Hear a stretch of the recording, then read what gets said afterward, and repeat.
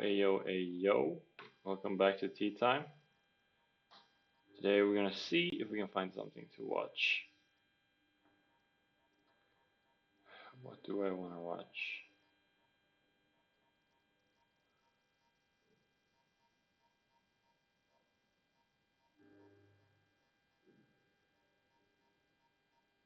Hmm.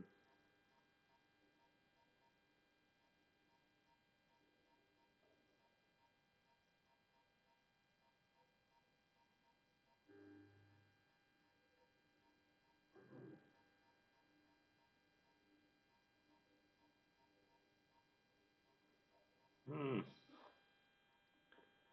Oh, that's actually interesting. This video is brought to you by one of my day jobs, which is that I work at a company called Complexly. Complexly is a company that I co-founded with my brother. We make a bunch of different shows like SciShow and Crash Course and Eons and Bizarre Beasts. It's all over YouTube, and the goal is to have like a team of people who work really hard to make sure that there's good information that people want to get. So they're not stuck with the bad information that happens to be on the platforms where people are. Complexly is a bunch of people, and our budget is quite a diverse pie. But the biggest piece of that pie is audience support. People who buy the Crash Course coin or their Patreon patrons or they get the SciShow postcard. This is a really big part of how Complexly is able to do its work. And right now is the Learnathon, the Complexly-wide fundraiser, so that we have money that isn't confined to a show. We can spend it on new projects. We can put it where it's most needed. We can use it to try and do interesting and exciting things that I can't tell you about. I'm sorry. But if you want to check it out, complexlylearnathon.com, there's a link in the description, because that stuff just does not work without audience support. Okay, now, to the video. I saw some folks on the internet saying that the people who robbed the Louvre were idiots. And I also saw people saying that the people in charge of the museum security were idiots. And I was like, what a surprise. People on the internet have opinions. But I did kind of want to figure out what I actually thought about it, because ultimately, you know, I hope everybody has a good time. That's the take I really believe in. I just Oh, hope everybody has. okay. Today I have Caesar salad. Oh my god, my honey food. I got some honey, pistachio chocolate again, some hot dogs, piece of bread. I have tiramisu dessert. Fucking Has amazing. a good time with the heists. Nobody got hurt. You know, And a little tea. bit of French history may have been lost, but we lose history. That happens. But as I looked more and more into it, I started to think maybe the criminals were kind of geniuses here. Like they did all kinds of things that I would not have expected. I imagined a heist as like a black clothes under the cover of night, rappelling from skylights, blow darting security guards, Splinter Cell type situation. And this was the exact opposite. It was timed for there to be people in the building so that security would have a first priority beyond the jewels. They pulled up in a ladder truck wearing high visibility outfits because sometimes visible is more invisible. And they also, I hadn't thought about this, they went after items that had intrinsic value. Like the Mona Lisa, obviously priceless. But if you cut it into a bunch of little pieces until it's unrecognizable, that's trash. Jewels and metals can be cut down and melted, resulting in objects that are obviously far less valuable than they would be in their original form, but still might be worth tens of millions of dollars. And then I started thinking, like, maybe these high value targets were kept in a very distant part of the museum, far away from the entrance, so that they wouldn't be easy to like grab and run away with. Maybe that resulted in security being a little lax about it. Maybe they hadn't even considered somebody coming in through the wall. Maybe the Doofs and the Paris police didn't understand the security vulnerability they had, and the criminals found like a kind of unpatched exploit. Turns out I was wrong about all of that, because you know what I did? I thought, I have no idea how any of this works, but I do know somebody who does. Sherry Davidoff is a friend of mine. Weirdly, we live in the same Montana town, but she is also a security expert, the head of LMG Security, and the subject of the book Breaking and Entering: The Extraordinary Story of a Hacker Called Alien. And like being the subject of a book is so much more cool than like writing a book. Until that book came out, Alien was well known in some circles, but no one knew that Sherry and Alien were the same person, which I find very cool. So I texted her and I asked if she had Louvre thoughts, and she said yes, she certainly did. And so I had a conversation with her, and during that conversation, I discovered that there was an unpatched exploit, but it was not at all the one I thought it would be. More than that, though, there was a network of trade-offs, completely out of my view, that both criminals and security experts are well aware of. And the biggest mistake security made might have been something I heard no one talk about at all: the leak of a security audit. So hacking back at MIT started off as something you like physically went and did. There was a midnight coffee house club. We all met at the coffee house. and we would go essentially find places to break into. And this card is actually really useful for carting a door open, but I had to dig it up because I remembered the very first method of entry is knock first. Absolutely. And in a lot of ways, I feel like that relates to what's happening at the Louvre because literally these guys are out there with like high visibility vests and hard hats, and they're like, la la la, we're going to drive up to the building. They're not like dressed in black with ski masks going in the dark of night because that looks really suspicious. I started to think to myself, like, what was genius about what happened here? Like, what was a failure on the part of security? And what was genius on the part of the thieves? And I kept having ideas, and then I kept thinking to myself, I know nothing about this, but I know someone who does. So one of the things that you do or have done in your job is actually I don't know how testing to do that. the physical safety of a space by breaking into it, not with permission, like no one knows you're about to do it, but you have been given the task of test our security, don't tell us how you're going to do it, just get us. So you've done this a lot. And wildly enough, you live in my town. I know you. We're friends. We're not in the same. We could have recorded this in the same room, but it's actually easier just to do it online. That's harder.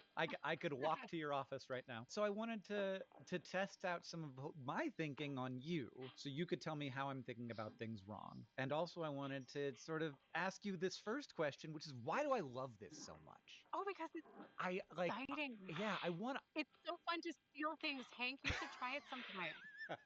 Yeah, like the first time. And by the way, these days I do only steal things with permission. Yeah, And these days, when I break into things, they're mostly digital. yeah, Or we also do on-site social engineering. We have actually broken into some really famous buildings here at LMG. I mean, not here at LMG, but our team has around the country. yeah. But primarily through social engineering, because for exactly that reason, it's easier to break in when things are open and when people are walking around, and it looks less suspicious. Mhm. I did start off as a physical penetration tester, though, and that sounds dirty, but it isn't. It is where you physically break into buildings and write Yes. reports about it, which is half really interesting and half, a boring report writing job. Is it not terrifying?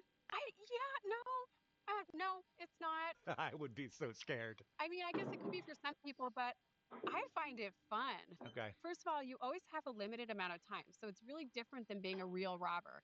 I think that's the part that's nerve wracking because I'm like, all right, I have like 8 hours in this city where I can stake this place out and make my plan.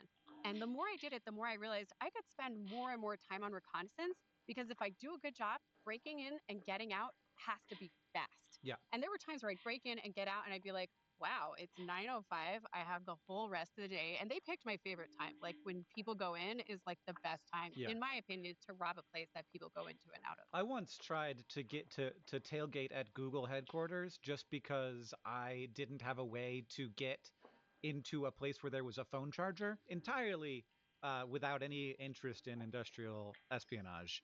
But I was just like, I look like a Google employee, right? And I tried to tailgate this person, and they immediately got me.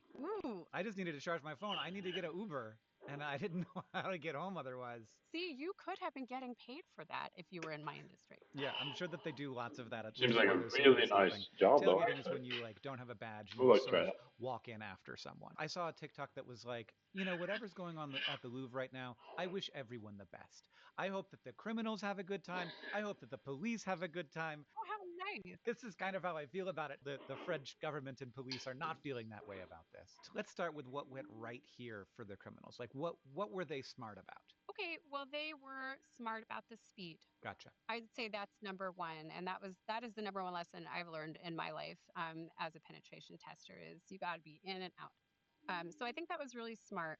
And they also capitalized on inherent weaknesses that I'm sure the Louvre team themselves had wrestled with. Mm-hmm. They knew that the Louvre was not impenetrable. Sure. They knew that it had security weaknesses, and they were balancing that with the need for traffic to go down that road in front Mm-hmm. and the need for the Louvre to be beautiful and accessible to people as well. And safe, like too. I always think about security door or like fire doors where you're like, oh my god, I gotta put a door legally every certain number of feet, and like what does that do to security? Yeah, but I keep hearing over and over that The Louvre wasn't built for security. And that actually has made me laugh because the Louvre was built for security. Sure, it was a palace. Yeah, it was a defensive fortress. It was just built for security in 1190. So it's a little bitty bit dated. Yeah.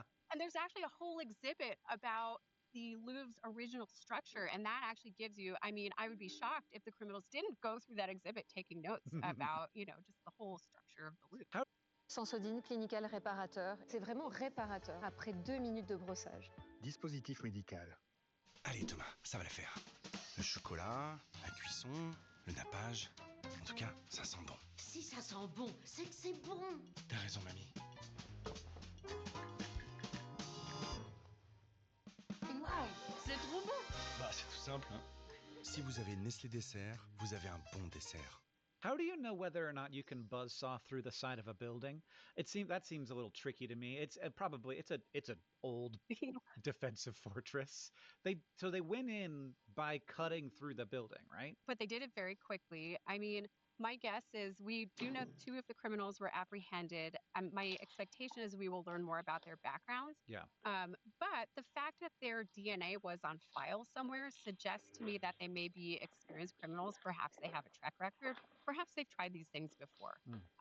Certainly, if I were the criminals, I would test it out on something first. You just build a wall and start cutting through it. I mean, this movie's gonna be so good, Sherry. I'm gonna love this movie. I feel like jewel heists maybe have been done. I don't know. Oh, but like there's always another way to do it. Another question I have, what I hadn't considered is the target. So you think about stealing the Mona Lisa. This is a terrible idea. How are you going to make money? What good is the Mona Lisa? How do you sell that to someone? It's only like good as like collateral for some international crime boss, you know? Yeah. It's only bragging rights. I recognize that the crown jewels of Napoleon's wife or whatever it is that got stolen are more valuable in situ. Like they're more valuable with the provenance, with like the story of what they are. But like you can melt down that stuff and it's worth money. You can cut gems into other sizes and they're worth money. Do you think that the people who do this, they think about the difference between the kinds of things they have to protect? Like if there is something that on its own could be worth tens of millions of dollars, even for parts, regardless of its historical background, do they think about that differently, and do they like keep it in parts of the museum that are less accessible? That's exactly the question I think that a lot of experts have been asking, or is that really the gallery you want to keep the crown jewels in? Yes, it's valuable, but we know it's less protected. In fact, in 1976, there was already a theft from the same gallery in a very similar way because it's right out there on the street and it's not like in some interior part of the building. So I think that's a really good point. And yeah, I mean, if you were the criminal, what would you steal? You probably wouldn't go for the awesome, but not as valuable on the black market pottery. Yeah. The Mona Lisa might be, maybe you could sell that to like Vladimir Putin or somebody. I don't know. I'm not selling anything to Vladimir Putin because I value my life. Good. Yeah. Okay. That's good. I'm glad we have this on record. But Yeah. yeah, they're going to cut down those jewels. They may already have started the process of melting things down. And I was talking to my colleague, Deviant Olav, who, by the way, has written 3 books on lockpicking. He's amazing. And he was wondering if, this will start a trend of like microscopic etching of jewels so that they're easier to Sure. identify. Yeah. He was like, I wonder if they've already been etched. Probably not. So I think we're going to see some security trends coming out of this, as we have seen in past events as well. This also happened, I think, to some people's surprise, while the museum was open. But now that I'm thinking about it, I'm like, what a great exploit, because now you have a bunch of stuff that matters a lot that isn't the jewels, which are the people, the tourists, the people walking around. And so security has a first priority that is not the thing that you want. Yeah, and the first thing they did was they closed that gallery, and the idea was the thieves can't escape that way, and it keeps the people safe, but it also makes it harder for security to come in that way, So there's that tug of war. Yeah, but they also could escape because there was a hole in the building. Yes, that's exactly the problem. Yes, they made a hole. I just think about like the time it takes to get down the truck, because those things don't move fast. That was amazing. Those lifts. Did you see the video? Oh no, there's a video of it like going down. Oh yeah, they're like, it's like that scene in the Blues Brothers where they run and then they get in the elevator and it's like dun dun dun. Just listening to the girl from Ipanema. All of this to me is adding up to like some smart things going on here. Number one, get stuff that like the value isn't contingent upon it being in the current shape or form that it is in. Yes, 100%. Two, do it during daylight hours so that there's like a screen. You've got security worrying more about the people, which I think is, the correct thing. Very 2025, probably maybe in 1950 or 1920, screw the tourists, start shooting immediately. But nowadays we value the lives of the people maybe more than we once did. So when I was talking to you about this, I was like, man, they must have thought these jewels are so far from any entrance or exit, there's no way for you to get them. And you were like, no. They knew about this vulnerability. Yeah, absolutely. And they've had multiple security audits, in fact, since the new director came on board in 2021.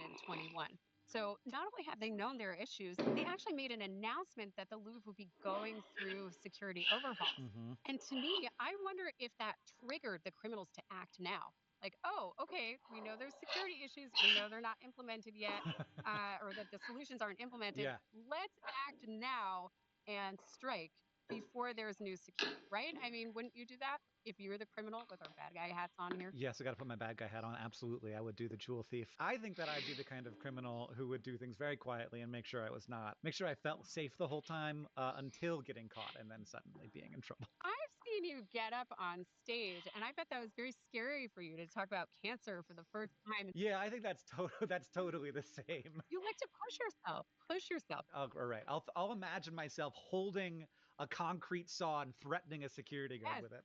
yes. Am I missing anything else in terms of what was smart here?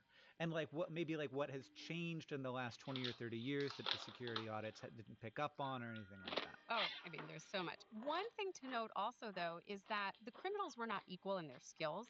And in fact, eyewitness reports say one of the criminals cut very easily into one of the boxes with the jewels in it, and the other one kind of like hacked away at it.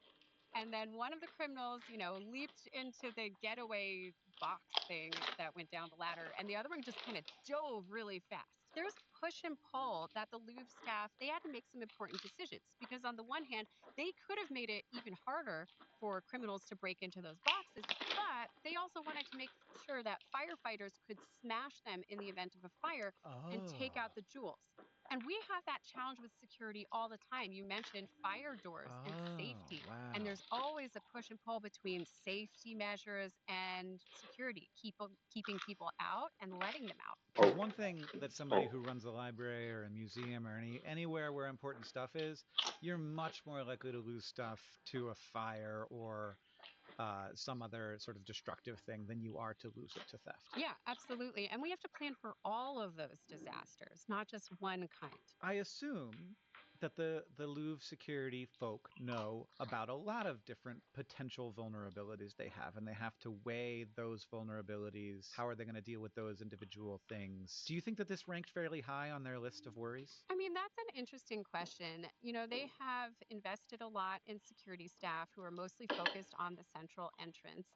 And I had the opportunity to be there in May of this year and saw that, they did a pretty good job. Wow, I immediately suspect you're involved. No, not involved.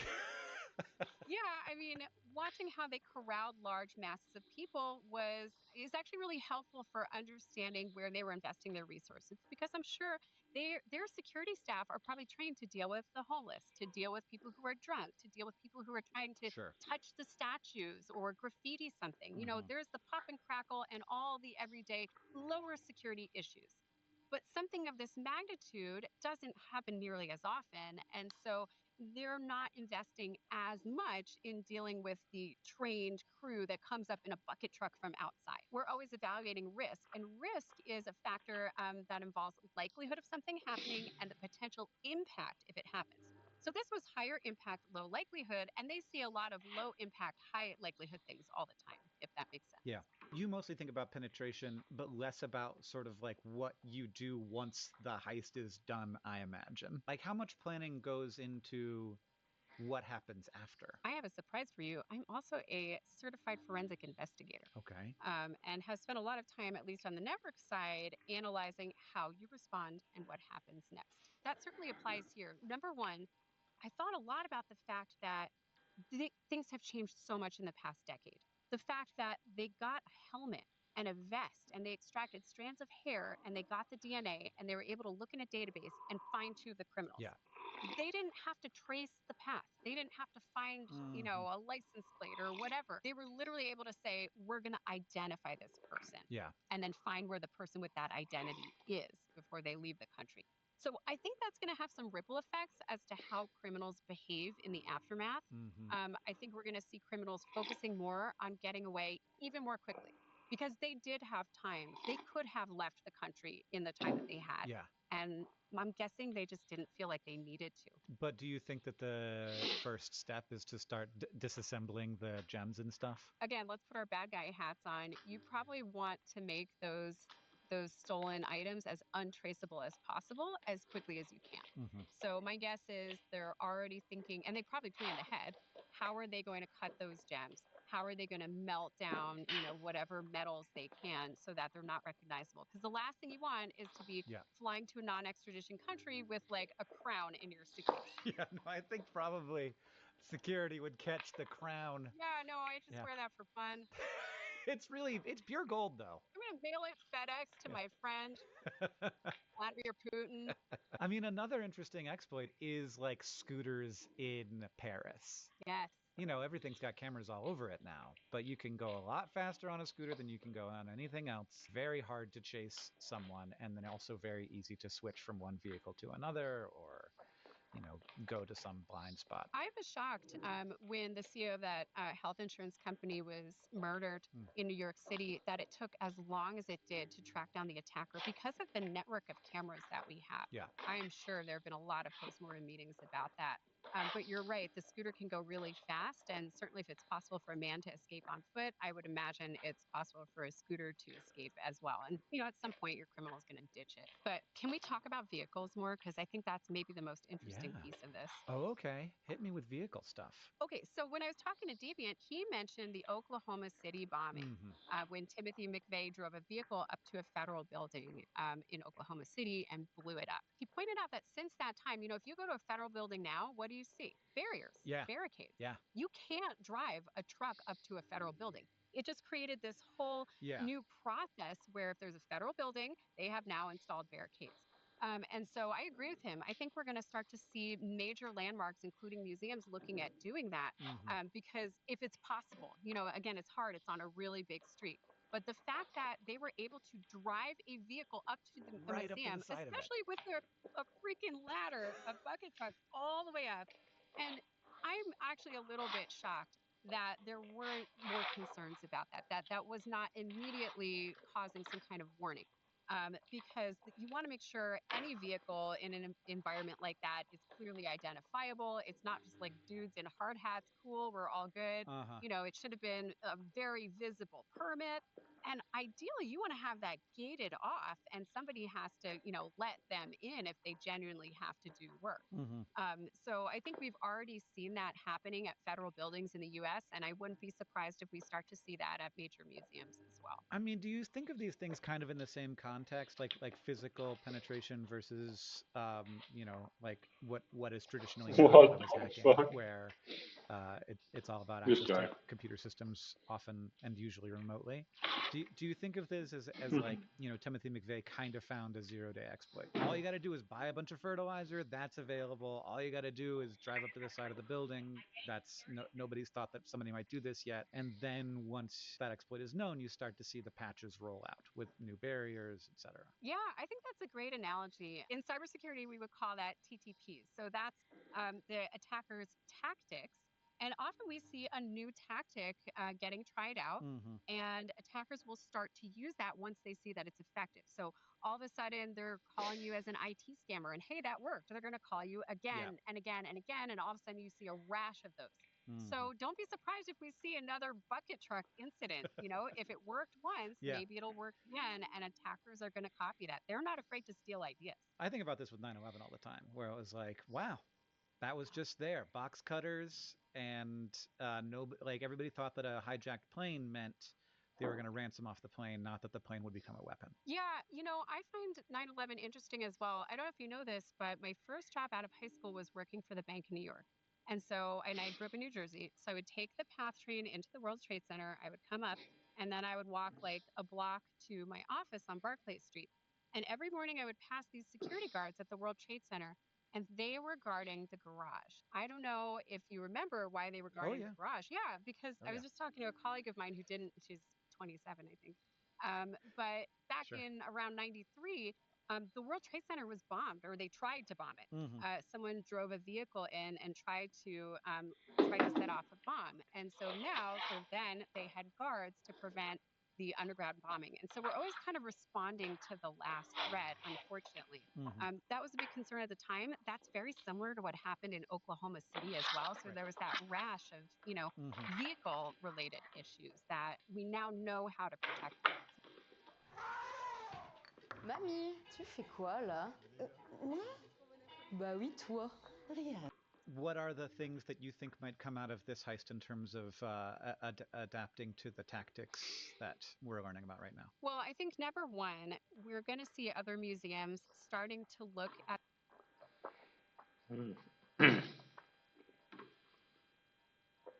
I think that will be it for today. I think that's all I can do today. See you guys tomorrow.